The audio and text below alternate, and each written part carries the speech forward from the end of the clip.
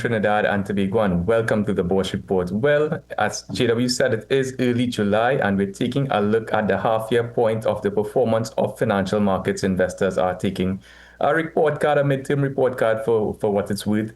And we're firstly looking at international equities this week as we move on to some other areas of the market, which investors will be keenly focused on as we move into the second half of the year. So turning very quickly to that international equity market look, it was really somewhat of a roller coaster first 6 months, driven by a lot of policy announcements as well as international tensions on the geopolitical front. Let's look at what the performance would have turned out to be across equity markets. And turning firstly to the S&P 500 or US equity markets, rather, we can see from this particular chart that it was, again, as mentioned, a roller coaster ride. Early on in the year, up to about the middle of or towards the end of February 2025, there was modest gains across the US equity markets, and that subsequently gave way to significant declines, with the US equity markets falling as much as 20% by early April, and a subsequent and equally as pronounced recovery, a very sharp recovery, moving towards the end of or the halfway point of the year, with equity markets ultimately, US equity markets that is, ultimately closing up in positive territory.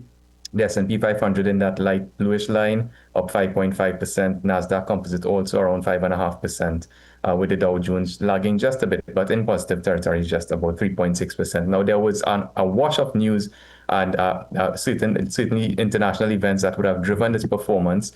We take a look at some of those key highlights over those first 6 months of 2025, and mostly it would have really been driven by tariff tantrums of the equity markets as well as geopolitical tensions, leading to potential conflicts between countries, particularly in the Middle East. Now, in early March, in late February, rather, there was starting to be rumors of potential imposition of tariffs, which would have led to an early decline in equity markets, and that would have been compounded by the official announcement of the US imposing tariffs on China, Mexico, and Canada, in giving way to Liberation Day, as it was so called, by the US government and US President Donald Trump, where the announcement of more significant and pronounced tariffs would have been announced at a global level, which would have led to a very sharp sell-off across equity markets. Subsequently, there was some walking back or softening of that language, and that led to a pullback in equity markets. On April 9th, there was a 90-day pause announced, and that would have subsequently led to significant recovery across global equity markets, and certainly the S&P 500, as the likelihood of the imposition of prolonged tariffs or the extent or depth of tariffs being levied at a global level would have rescinded or recessed. Ultimately, in mid-June, we would have seen the US-China deal being struck, and despite some market pullback with the Israel-Iran conflict and those exchanging of military actions and subsequently a ceasefire, the market would have climbed several walls of worry over those first 6 months of the year to end in positive territory. Now, ultimately, for the S&P 500, most of its sectors would have ended in positive territory. Leading the charge would have been communication services and industrials, as well as technology and financials, all up.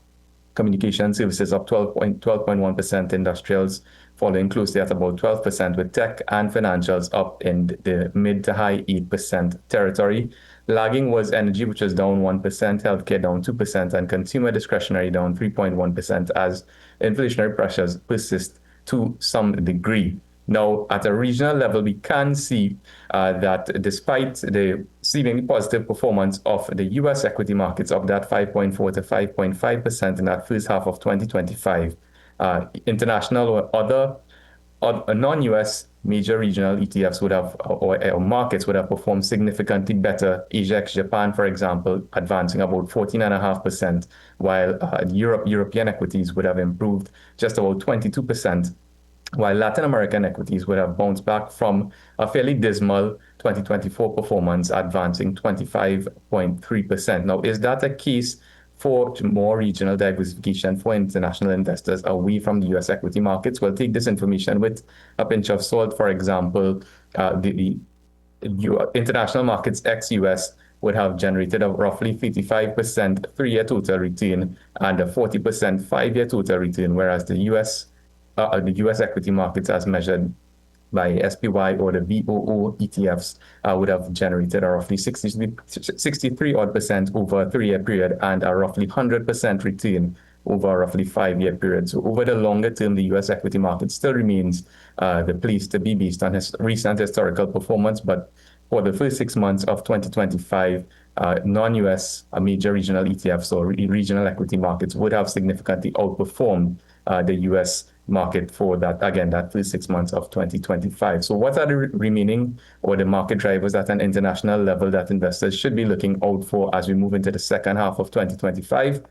Well, slower GDP growth is forecast. However, that might be a positive because it could accelerate interest rate cut expectations in US equity, at the US Federal Reserve, which would be fairly positive and supportive of equity market prices.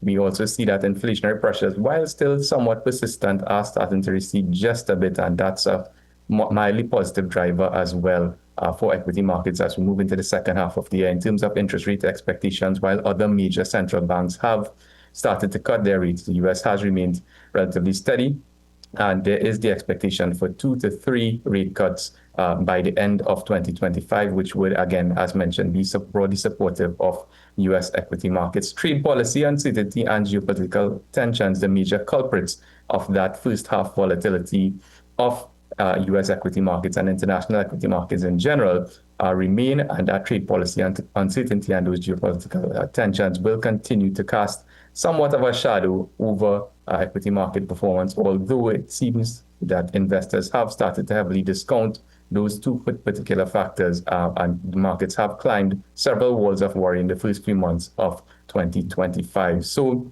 what does this mean for an investor? Well, diversification always is a useful tool in terms of your portfolio allocation and in terms of the implications for an international portfolio. You can look at diversifying away from the US equity market, but as mentioned, that is the US equity market has performed on a longer term basis relative to non-US international equities. So you can look at a regional or international or ETFs, which take away the individual stock exposure and give you broader market exposure, so reducing your risk and giving you that built-in diversification, even if you are investing at the international level. So for more, that's it for this week's edition. For more information, you can give us a call at 226-8773 or to Bourse. Email us at info@boursefinancial.com. And of course, you can check out our website, bourseinvestment.com, where all of our research is absolutely free. And you can catch this article for a bit more info and context in today's Business section of the Trinidad and Tobago Guardian. So until next time, stay safe, happy investing, and we'll see you again on the Bourse Report.